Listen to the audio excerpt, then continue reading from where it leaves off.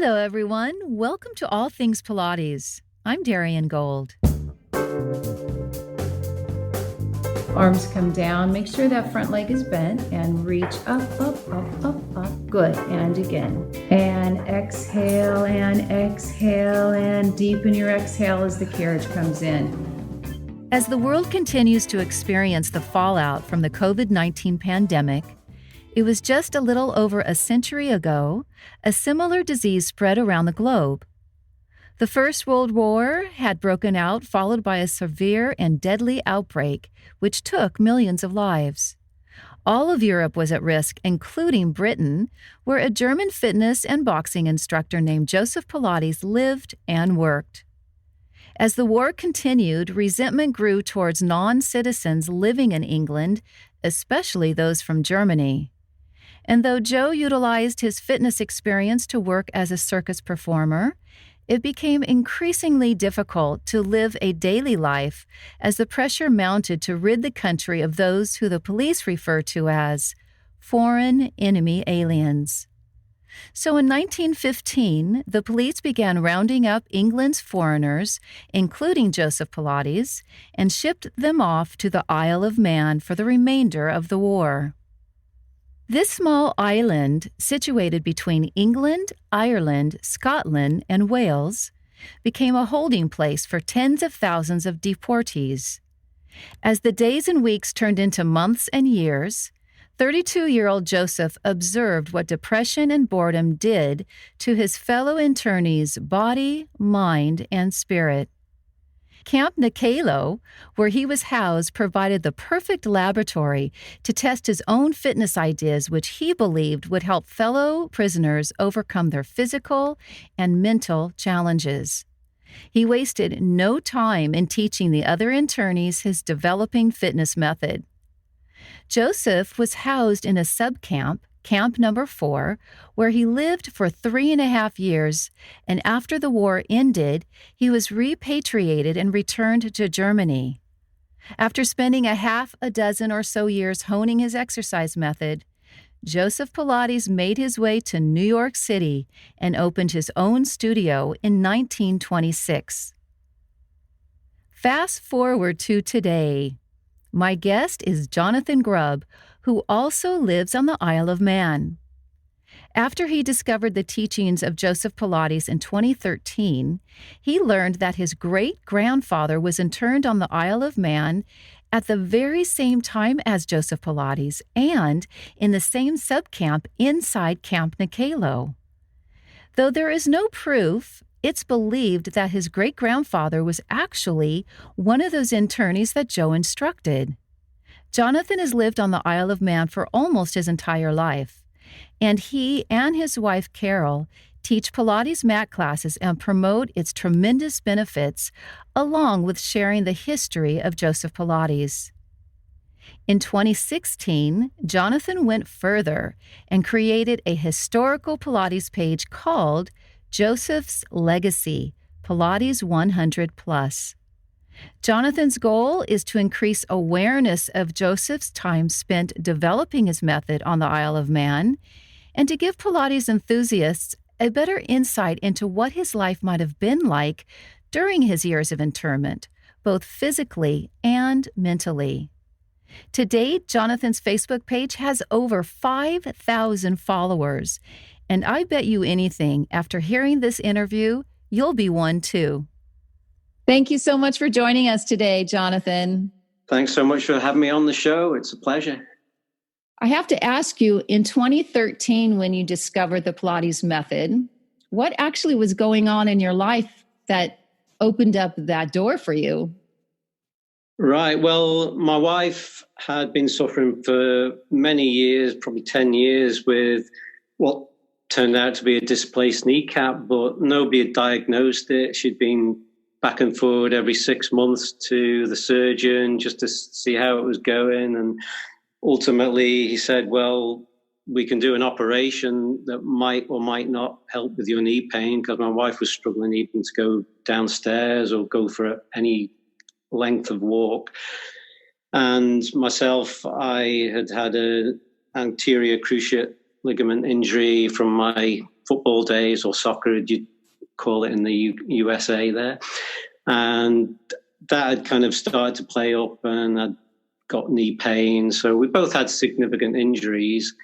Fortunately, my wife had gone to a private physiotherapist who pretty much said, don't ever have that operation. It, could ruin you for the rest of your life. So he just recommended exercise, and for myself, just to get the strength back in my knee. So my wife had seen an adult recreation evening class being advertised, a beginner's course. So she suggested we go along. I thought, didn't really know much about Pilates myself at the time. I'd kind of heard of it. Thought I'd go along, see what it was like. And yeah, we went along, really enjoyed it, got hooked, and we've been doing it ever since. Let me ask you, when you went to take your first class, it was a mat class, right? So there were a lot of people? That's right, yeah, mat class. Did you find that your knees, you and Carol, had any discomfort, or did you feel right away that the work was helping to support your body? Well, yeah, we felt right away, we were getting exercise, lying down. So obviously our knees were not under any undue pressure, and we just felt the benefits straight away. Obviously our knees took some time to kind of get the strength back and get the alignment back, but gradually over time, yeah, it's really worked. And my wife is so much better. She's not absolutely 100% pain-free, and there's some things she needs to be careful about doing. Thankfully, I've not had any recurrence of the knee pain that I suffered. So yeah, we've really benefited, both of us, from practicing the method. In the beginning, did you start going just once a week, or did you find there multiple classes per week? We just started. It was we booked on the course, which was once a week, and at just after Christmas there was a break, and our teacher invited us along to her studio to come along and try the reformer. She recognised that we were really keen, so she wanted to encourage us. So we went along. And from then on, we were kind of going twice a week, mat work class and reformer sessions, which got us even more hooked. Yes, it must have been so amazing to go from mat work, thinking that that's what it was, just mat exercises, to then see apparatus. How eye-opening. Yeah, it was just amazing just to see this huge piece of equipment, and the chair as well. And just the ladder barrel and the arc barrel, just to see all this equipment as well, and just the diversity of the exercises that you could do on them. It was just amazing. At what point, after your teacher started working with you on the apparatus, at what point did you learn that your great-grandfather was on the Isle of Man during the same time as Joseph Pilates? I can't remember the point in time. It was probably 2 or 3 months after starting Pilates, and I was at my parents' house, and I'd said that Carol, my wife, and I were doing Pilates and explaining who Pilates was and what Pilates was. And I'd said he was interned on the Isle of Man. And my dad said, well, your great-grandfather was interned on the Isle of Man. I kind of vaguely remembered him mentioning something when I was a child, but it really meant nothing to me when I was young. And my dad seemed to think he was interned in another camp that they had on the island, which was a smaller camp. So I started to look into it and try and find out a little bit more information. And lo and behold, I was amazed to find that actually it wasn't the Douglas camp that he was interned at, it was the Knockaloe camp. And then further research, there was a couple of camp newspaper articles that one mentioned Joseph Pilates and one mentioned my great-grandfather. And I put two and two together and realized it was the same sub-camp newspaper that they were mentioned in. So that actually put him in the same subcamp as Joseph Pilates, which was kind of quite outstanding to find out, really. I was amazed. Did you have an aha moment in terms of how this all played out starting in 2013? It happened pretty quickly.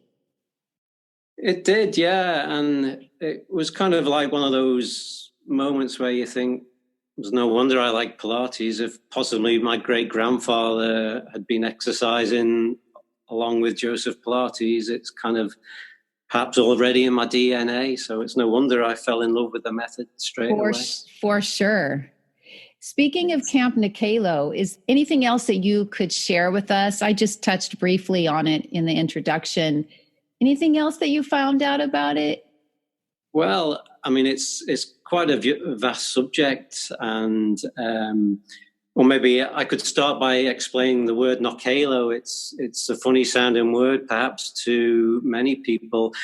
The Isle of Man has its own Manx Gaelic language. So Manx is a term used to explain something that comes from the Isle of Man. So it's relating to the Isle of Man. So Manx means you're either from the Isle of Man or something is from the Isle of Man. So we have our own language, which is very similar to Irish, Scottish and Welsh Gaelic languages.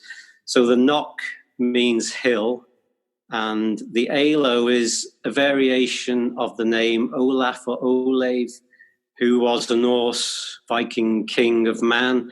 So basically he was around in the 12th century. So it means Olaf's hill or the hill of Olaf.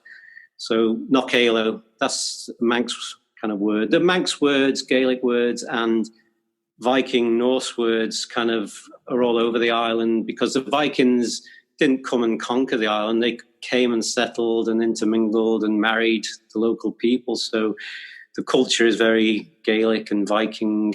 So Knockaloe is a small remote area of the island. And there's a lot of information about the camp on the knockaloe.im website if people want to find out more. But it's a vast subject, and really interesting just how the camp developed from. It was originally intended for about 5,000 internees, as the UK government were placing them in camps all over Britain. Some of the camps were actually on ships, some were in warehouses, and I think they realised they needed to get them into better camps. And the Isle of Man seemed an ideal place for them because it was small and isolated, and even if they did escape, there was nowhere really much to go. They couldn't get off the island. So gradually, the camp opened in November 1914, and then that was originally, I think, for people who were suspected of being spies and sort of people that, as a security issue, were of concern. But following the sinking of the cruise liner, the Lusitania, in May 1915, obviously attitudes towards German, Austrian, Hungarian aliens in the UK changed, and they actually were at risk themselves of being attacked. So it was as much for their own safety that they were put into camps, and gradually Knockaloe grew and grew and became a camp of over 23,000 people on an island whose population was only 55,000 at the time. So it was a mini city, half the size of the island's whole population in a very small area. So it's just a fascinating subject, just people who live there, not only work there, the internees. There's just a lot of history there that is gradually being uncovered again. The website, what's the name of the website again? It's knockaloe.im, and that's the charity that are developing a visitor centre and a research centre, collating information on as many of the 23,000 plus internees that pass through the gates of Knockaloe. And they presently have tens of thousands of bits of information that they are gradually piecing together. So it's getting all the pieces of the jigsaw together and just making this huge picture of what it was like. And Joseph Pilates is part of that picture. It's fascinating. Speaking of Mr. Pilates.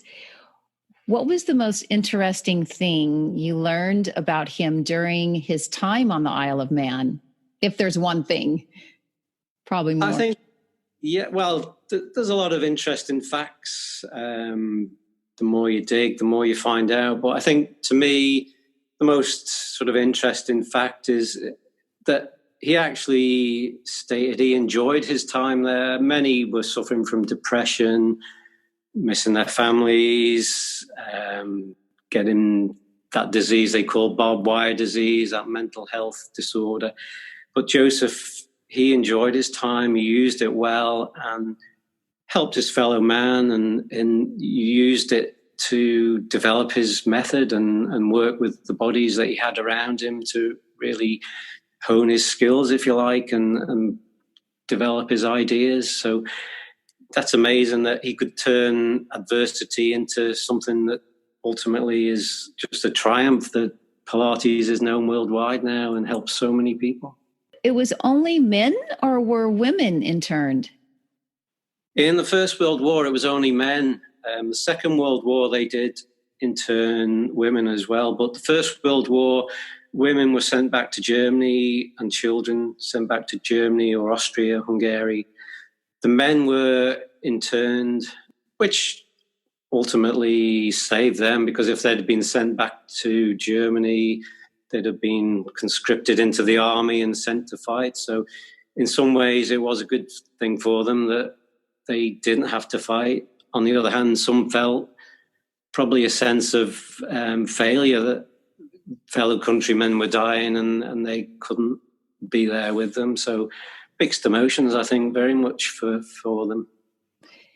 Can you speak about whether or not there were metal beds in the hospital on the island? Because there seems to be a bit of controversy about the springs underneath the metal beds. Is that correct? That's very correct. Yeah, just looking into the research and examining sort of records and photographs, I'd already heard somebody say in a film about Joseph Pilates that there were no metal beds at Knockaloe.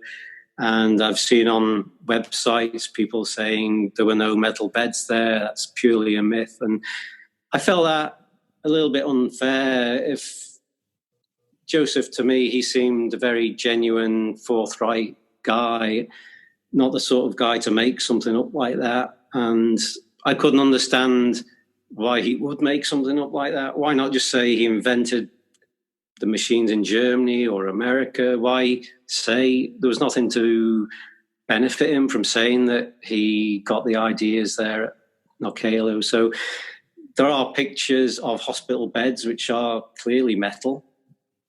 So that kind of disproves the fact that there were no metal beds.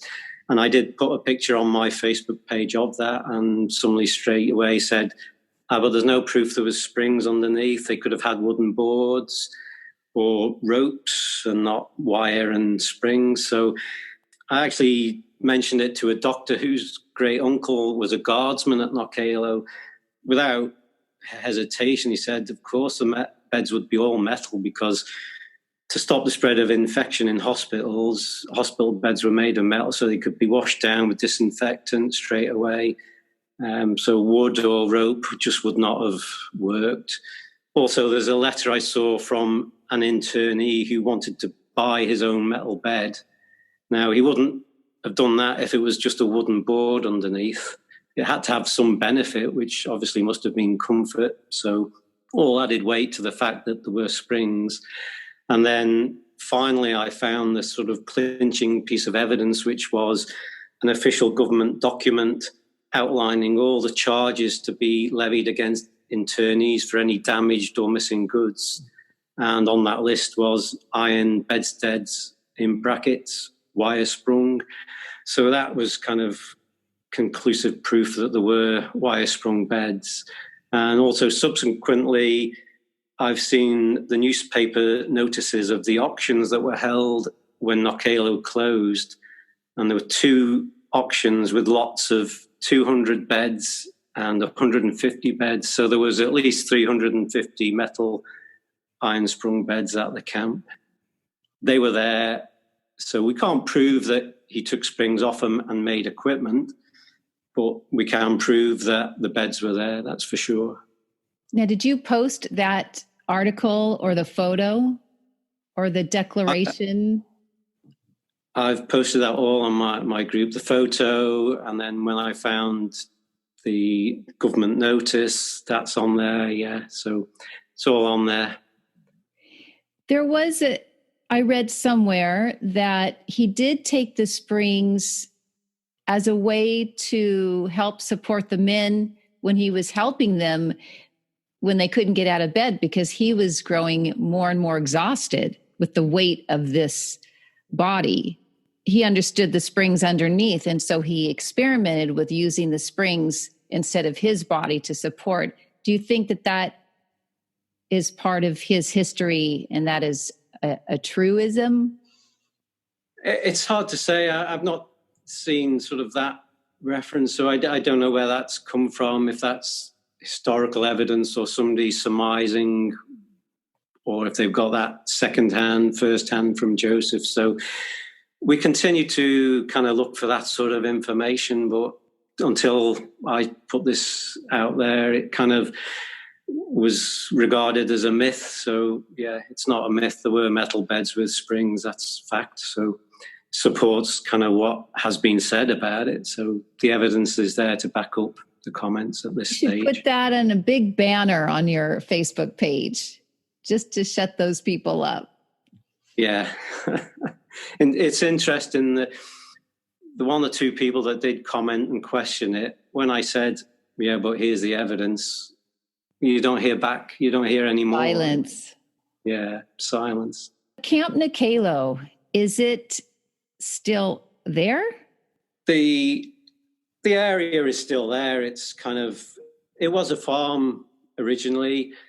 Just prior to it becoming an internment camp, the Territorial Army used it as a training base. So I guess the Territorial Army is what you'd probably call National Guard in the USA. They're sort of not professional army, but they're trained, sort of have other jobs, and they're called upon in times of need. So when the UK government came to visit, they thought that'd be an ideal site. So that's where they built the camp. And once it closed, it just reverted back to farmland. The huts were sold off and everything was sold off. So there's very little now that remains of the camp. There's, I think, one stone building, which was, I think, a coal store for the steam locomotive, because they had to build a railway line to bring supplies in because it was such a huge place, and to transport internees as they arrived. That still remains. The original farmhouse that was demolished, I think, and rebuilt after the Knockaloe camp shut. And then there is one old former schoolroom just slightly off-site that was used for administrative purposes. And that today is the site of the visitor centre and museum that they've developed to just have all the artefacts that they can get and all the information about the camp, pictures, etc. And a research room where relatives that come to the island researching their family history, they can go there and just look at the records and add any information they want, if they've got information to add to the story that's being compiled by the charity that runs the visitor centre. Did you find out if they are indeed descendants from that time who still live on the island? There are, as far as we know, 3 descendants of internees on the island. They didn't actually stay on the island when they were released from Knockaloe. It's just the descendants have, by coincidence, really come to the island to live. I came as a 2-year-old, so I didn't have much choice. My parents came. There's another lady whose husband was in, I think, the RAF, the British Royal Air Force, who had been stationed on the island and wanted to come back to live on the island. So she came with him, but her, I think, great uncle was interned on the island. And then there's another lady whose great grandfather, he was interned on the island. And sadly, many of the internees weren't allowed to go back to England where they'd been living. They were forcibly repatriated back to Germany. So this lady's great-grandfather, he had a wife and children in England, but he was forced to go back to Germany and never saw his family again. And that story is not uncommon. It's quite sad that some of the families never saw their husbands, fathers again. Fortunately, my great-grandfather, he had an English wife and 4 English-born sons. And although the war ended in November 1918, he wasn't released from Knockaloe until the end of August 1919, 10 months after the end of the war. He had applied to stay in England and had to wait for several months to find out even if he was going to be allowed to stay in England or have to go back to Germany as well. Luckily, he stayed, and my family came back to live on the island subsequently. What a history you have. So interesting. Now, 3 years into your Pilates education in 2016, I wonder where that idea came from. Maybe in a dream state, you went, okay, now I'm going to have to do something with all this information that I'm learning. In 2016, you launched this Facebook page. How did you come up with the name? And what were your thoughts, or what was your thinking around 2016 and you wanting to have your presence felt around the world? Really, you have almost 5,500 now, correct? That's correct, yeah. I kind of started it because this whole metal bed issue kind of oh no, a little bit irksome. Even on the Isle of Man, people coming to learn Pilates didn't really know he'd been interned here or that it was named after a man.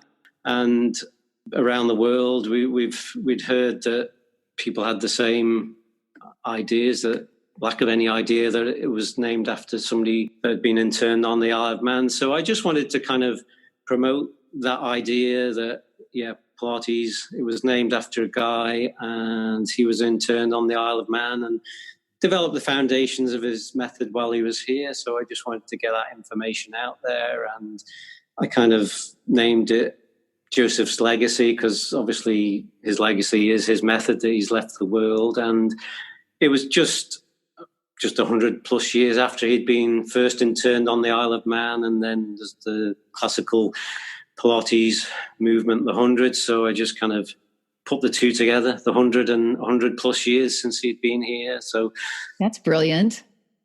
That was just my thinking on the name, and it's kind of grown 5,500 people. When I got to 100 people, I thought, I've done well. And then it gradually crept up, and I thought, well, if I make 1,000, I'll be really pleased. And I can't remember when I hit 1,000, that probably a year and a half ago. And then suddenly it's kind of really escalated and grown. So that's just been so good to do. And what do you see its future? Well, I don't know. Who knows? Who knows what information might come up? Yeah, I keep digging, and with the other resources, other people looking into information. Again, it could be just one snippet of information, a letter from one internee that mentions Joseph Pilates or exercising. It's hard to say what will come up. So I just don't know where it'll go. I'm just excited. Just keep pushing stuff out there, and it's just nice to have all this information together. Some people put information on their groups, but it's interspersed with their own stuff or promoting something, conference, workshops and that. People are allowed to post? If it's kind of related to just Joseph Pilates or Clara, sort of specific about really the history. I like to keep it about that as much historical. As possible. Yeah. In the early 1900s, there were other fitness pioneers, correct? That's correct, yeah. So just recently with lockdown, having a lot of time on my hands and the Manx Museum kindly allowed all their newspaper articles and archives to be freely available to people. So just sat around a little bit. I started just looking at sort of the camp newspapers, because they had a number of camp newspapers. Each sub-camp had its own internal newspaper at Knockaloe, and all our local papers. I just started typing in a few keywords: exercise, physical therapy, just to see what comes up. And under physical culture, a guy's name came up, Eugen Sandow, and I'd never heard of him, and kind of looked into him, and it was quite an interesting story. Just this guy who was a global superstar in his day that nobody had heard of, and he had his own exercise system. So it was all really quite interesting stuff. So I wrote a piece about him, posted that, which got really interesting comments and very favorable comments.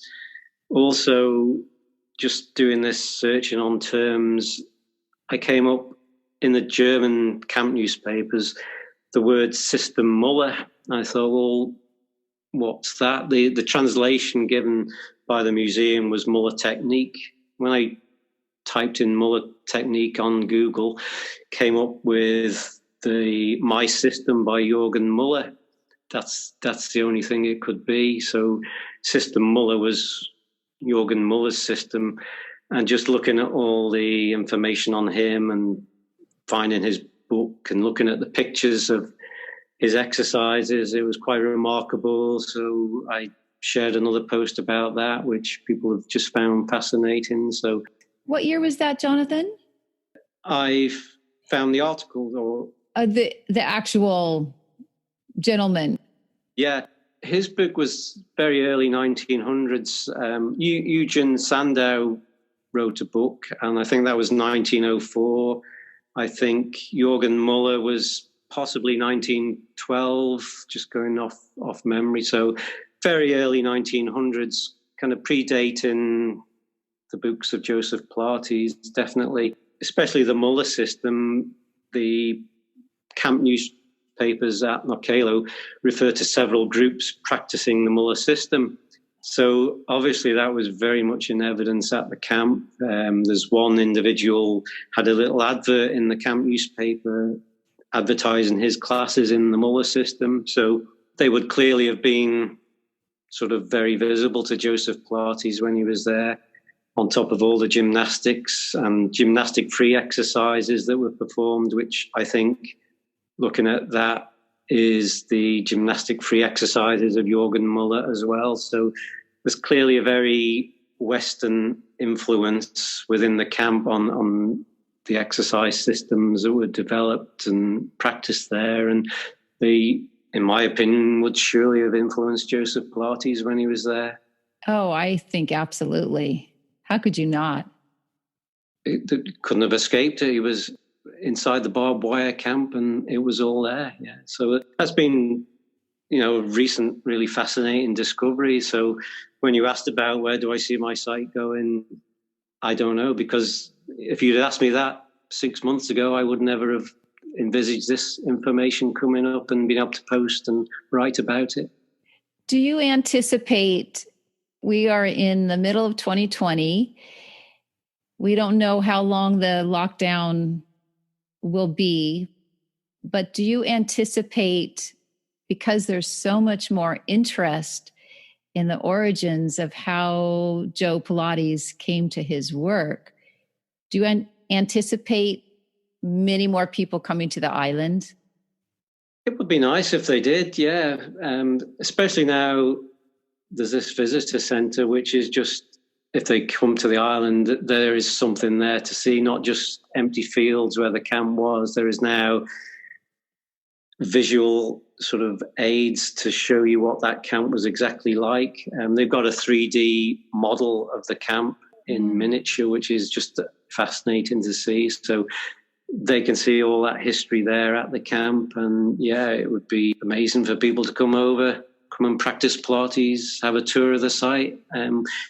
In 2019, last year, it was the official opening of the Knockaloe Visitor Centre. So we had a Pilates weekend, International Pilates Day on the May the 4th, and on the Sunday afterwards we had a whole weekend of Pilates. And on the Sunday we actually had a marquee on site in the field where Joseph Pilates subcamp was, and we were doing Pilates there. And then everybody that came over had an amazing time, and we had a guided tour around the camp and through the visitor centre with basically pretty much the first people to see it, because the official opening was the Thursday afterwards, and I was one of the lucky 3 resident internee descendants that was the official opener for the Knockaloe Centre. So that was just an amazing sort of finale to the whole thing of opening the camp and the camp visitor centre and having the weekend. It was fantastic. You know, Jonathan, I don't know if you've thought about this, but you may turn into the conduit between your own personal history, Joe's history, and developing not just the museum. I think Allison Jones is heading that. That's right. Yeah. But perhaps there's going to be a training center that you will develop. Hey, who knows? That would be amazing. It would seem like an obvious evolution, I think, and more people will probably use the Isle of Man as a Pilates destination now. So you have more fish to fry. Yeah, that's food for thought, definitely. And guest presenter Darian Gold to come over as well. Yes. I was just actually talking to a colleague today, and she knows that you and I are going to be talking today. And she right away said, I plan on going to the Isle of Man, just like that. And I thought, wow, so there's probably a lot of thinking in the future. So you probably should get your seatbelt on. Okay, yeah, I'm going to enjoy it. Definitely. If people want to reach out to you now and want to learn more about your life, your work, the island, how do they actually find you? What's the best way? They could, I'm on Facebook, Jonathan Grubb, and my Facebook group, Joseph's Legacy Pilates 100 Plus, or they could email me, jgrubb@live.com. Be wonderful to hear from them. One question I posed quite a while ago on my group, which perhaps I should pose again now there's more people, is according to Alison Jones at the Knockaloe Visitor Centre, there's about 1 million descendants of internees worldwide.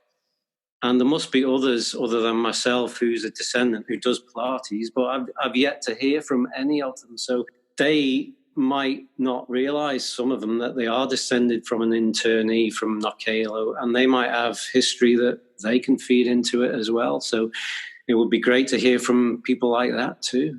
Have you posted that on your Facebook page? I did, but quite a while ago, so there wasn't as many people in the group. It's grown since then, but there's got to be more, I'm sure. Yes, I think it's time you need to do part 2. Round 2. Definitely. Ask again. Thank you, Jonathan, so much for your time today. And thank you for listening. If you enjoyed this show, would you please be so kind as to write a review? I promise you'll get extra brownie points. If you do know others who might find this show useful, please share it with them. All Things Pilates is hosted and produced by me, Darian Gold. Podcast production is provided by Audio Ephemera. I'm Andy, the audio engineer for All Things Pilates, and I'm also a student of Darian's. My Pilates practice has strengthened my core and, more importantly, given me a new awareness of my body and its abilities. Darian doesn't hold back, but it's fun, and I always leave my sessions feeling energized. And I'm not the only one. I'm a local student of Darian's and have had the pleasure of taking her studio-based mat classes. I've really been appreciating the convenience that Darian's Zoom classes have offered me. She gets me to challenge myself and inspires me to keep up the practice, no matter what my circumstances might be. Thanks, Darian. I started working with Darian at her studio in West Hollywood.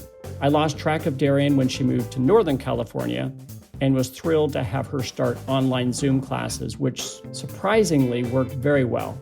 The online environment allows her to provide one-on-one coaching that is very personalized, even though you're part of a class. Visit DarianGold.com to view her online class schedule. Also, try one of her apps, available on the App Store or Google Play. And to keep up with Darian and all her new interviews, subscribe to this podcast.